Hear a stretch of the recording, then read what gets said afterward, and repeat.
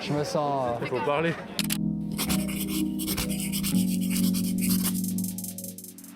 Bonjour tout le monde, c'est Antoine pour Photopia et je vous retrouve pour une nouvelle vidéo. Aujourd'hui on va faire un petit défi photo.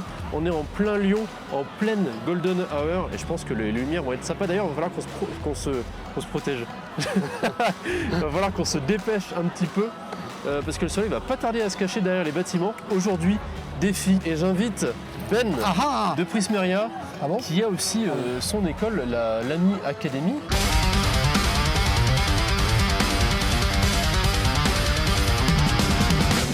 Exactement. Que vous pouvez aller rejoindre. D'ailleurs, je vous mettrai un petit lien si jamais les cours de guitare vous intéressent dans Lyon. Le professeur qu'il vous faut, il est ici. Si jamais vous avez envie d'apprendre un peu de guitare, c'est avec lui qu'il faut. Ouais, en guitare, parce que pour ça, c'est avec lui qu'il faut aller. Pour ça, c'est avec moi. C'est pour ça qu'on est ici en vidéo. Ton niveau en photographie? Alors déjà, ce que je vais dire, c'est que le terrain est assez inégal et que j'ai l'air vraiment nain à côté. Voilà. C'est un peu plus égal. Mon niveau en photographie, disons que... Et aussi 600D. Non, mais en vrai, je l'ai acheté en 2013, cet appareil photo pour un voyage aux États-Unis. J'avais appris à l'époque les notions, ce qui était d'ouverture, tout ça, ISO. Voilà, on sent que la maîtrise n'est pas trop là, mais il y a quelques mots de vocabulaire. De toute façon, normalement, aujourd'hui, on va rester en automatique. Et moi, mon appareil photo, ça sera ceci. Le petit OnePlus 6 qui date d'il y a plus de 3 ans maintenant.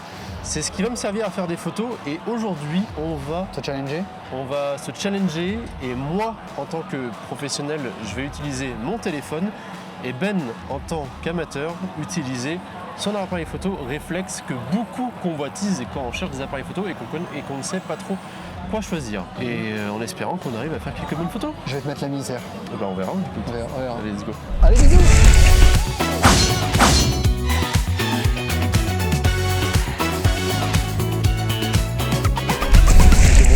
Qui commence déjà à bugger. Alors je tiens à préciser, c'est pas une excuse, mais je suis sur un OnePlus 6 qui a pas 4 ans mais pas loin. Petit challenge. Après on va se tirer de la base. Je suis sur un Canon EOS 600D qui a quelques années. Qui a 9 ans. Oui, mais c'est un réflexe. Voilà. Donc dans l'imaginaire des gens, c'est censé être aussi meilleur. C'est ce qu'on va essayer de voir de toute façon. Un petit contre-jour, peut-être sans Mathieu. Je ne sais pas du tout ce que je vais prendre en photo. Non mais il me vole mes idées. Bah écoute, il y a des idées à prendre bonnes de partout. J'attends juste qu'il y ait un petit truc. Oh là là, mais par contre le téléphone c'est vraiment lent des fois. On va voir au fur et à mesure, j'attends surtout d'aller au niveau du pont. Peut-être qu'au niveau du pont il y aura un moyen de faire des choses un peu plus intéressantes.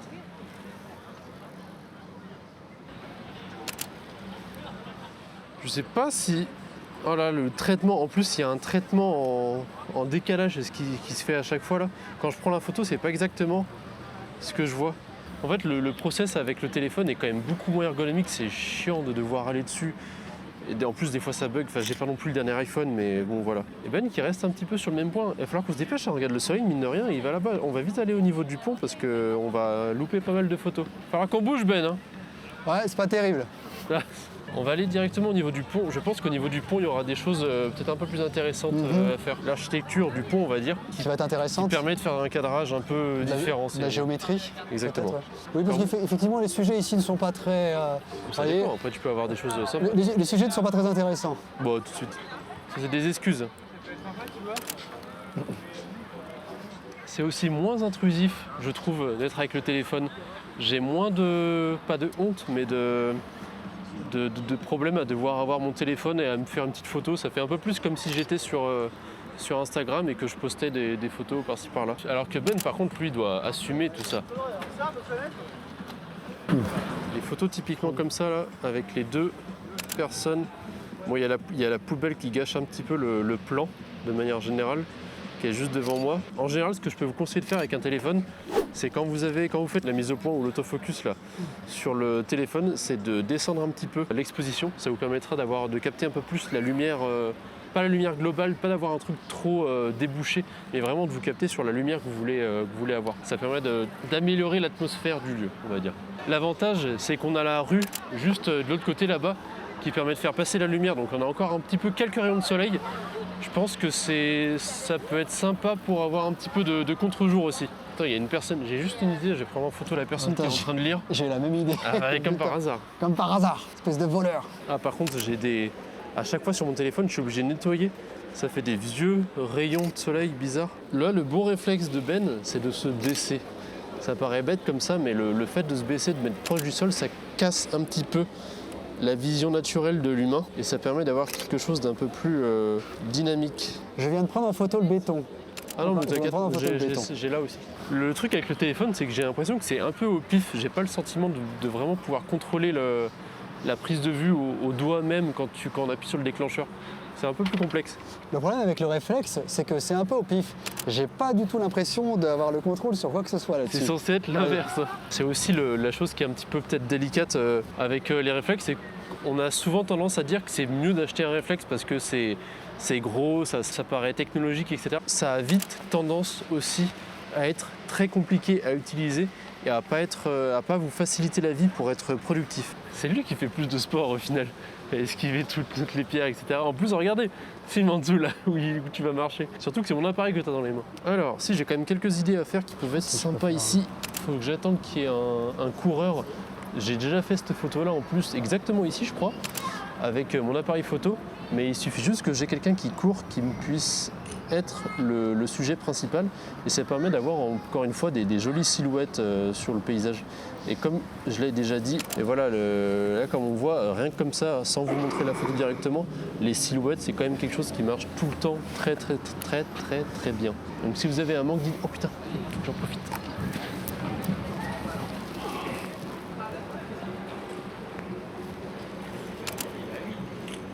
Hop là, j'en profite qu'il y ait quelques animations un petit peu, qu'on puisse en faire quelque chose. Peut-être comme ça peut être sympa. Écoute, là, je suis en train de retrouver des vieux réflexes d'il y a longtemps. T'es dans ta main ? Oui, c'est ça. Non, de cadrage. Ah bah oui, de toute façon, voilà. La photo, c'est avant tout une histoire de cadrage. C'est une histoire de composition. Une histoire de composition. Avec un instrument, je m'en sors pas trop mal. Ouais, exactement. Entre lumière, cadrage, il faut savoir un peu mêler les deux pour réussir à traduire ce qu'on voulait voir à travers la photo. Donc il faut jouer avec l'environnement. Quand on fait du reportage et de la photo de rue comme ça, il faut bien sûr que ce soit en fonction de la lumière qui nous est à disposition. On va continuer encore quelques mètres là-bas, histoire de continuer le long des quais et après on va s'arrêter. Là, je vole les idées. C'est pas simple au téléphone, mais c'est quand même un outil qui peut vous permettre de faire une très grosse partie des photos que vous voulez, surtout en voyage. Hein. Nul à chier. Nul à chier. Non, franchement... Je me sers de lui comme appât et comme sujet à photo. Éclaircis la photo. Non, ça le fait pas. Ça le fait pas. Qu'est-ce qui fait pas ? Ça le fait pas, non. Je cherchais une idée de composition. Excuse-moi, je passe devant. Je sais pas. Lui, il trouve, mais pas moi. Mais des fois, c'est pas grand-chose. Quelle tristesse. Il suffit d'une lumière plutôt sympa et ça peut faire l'affaire. Ouais, pas ouf, hein. C'est abstrait. C'est abstrait. J'aime beaucoup. Petite photo juste pour mettre en valeur le bâtiment qui est éclairé par les derniers rayons de soleil. Qui peuvent être sympas. On va prendre en photo le cadreur quand même. Non, mais il y a deux, trois petites photos. Bon, bien sûr, c'est pas les photos de l'année non plus. Le but, c'est d'être productif en une courte période de temps.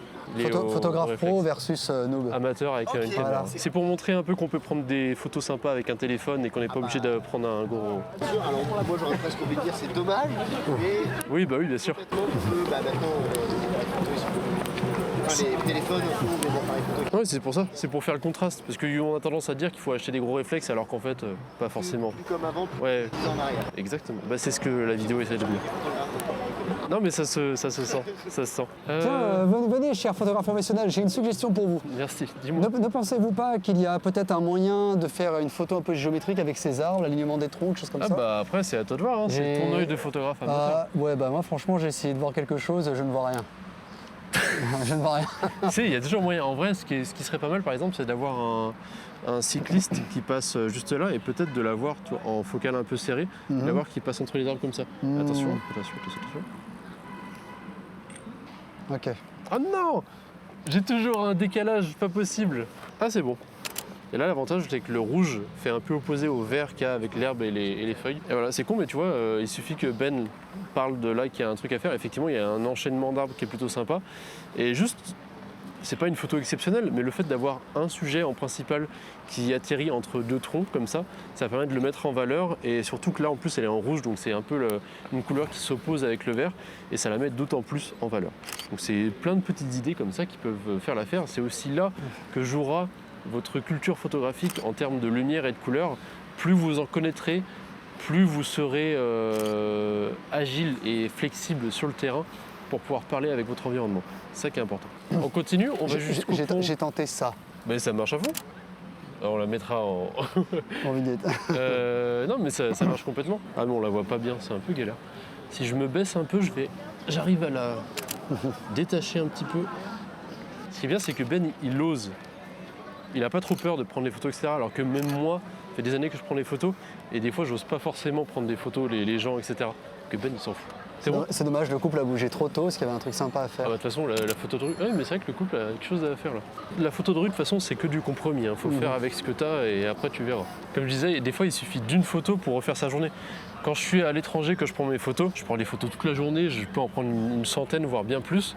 Mais il suffit d'une seule photo pour que ça puisse marcher et la journée est totalement rentabilisée pour moi. J'ai pris une personne en photo parce que le cadrage avait l'air pas mal. Elle m'a regardé un peu sérieusement, du coup j'ai fait croire que en fait, je prenais quelque chose en photo dans l'arbre. Sinon, je sens qu'elle me maravait la gueule. Avoir l'air... Non, c'est pas vous. Ah, la petite barque, je l'ai vue. Bah ouais, mais... Ouais, tu l'as vu le premier. Non, mais prends en photo, hein. On comparera le cadrage et tout.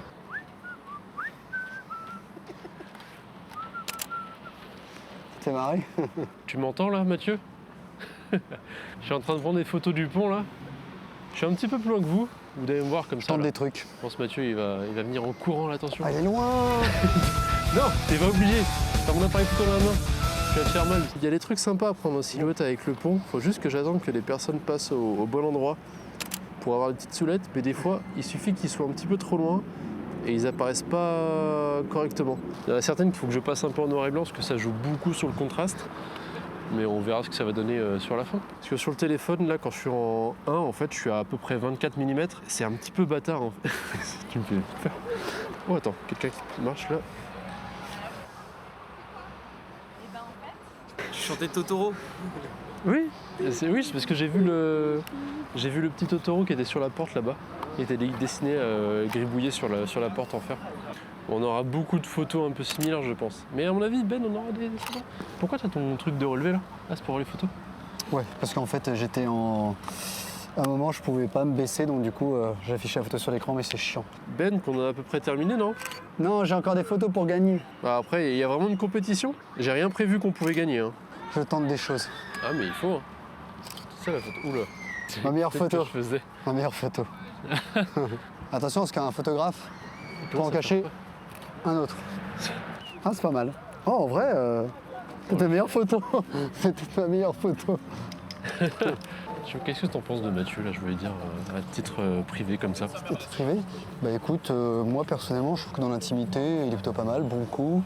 Gros j'ai pas encore essayé, moi, du coup. Bien.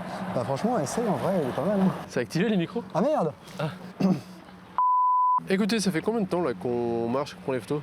Une 25 bonne minutes. trentaine de minutes? 25-30 minutes, ça a été assez court, il n'y avait pas beaucoup de... On est arrivé sur la fin du coucher de soleil. En vrai, ça va.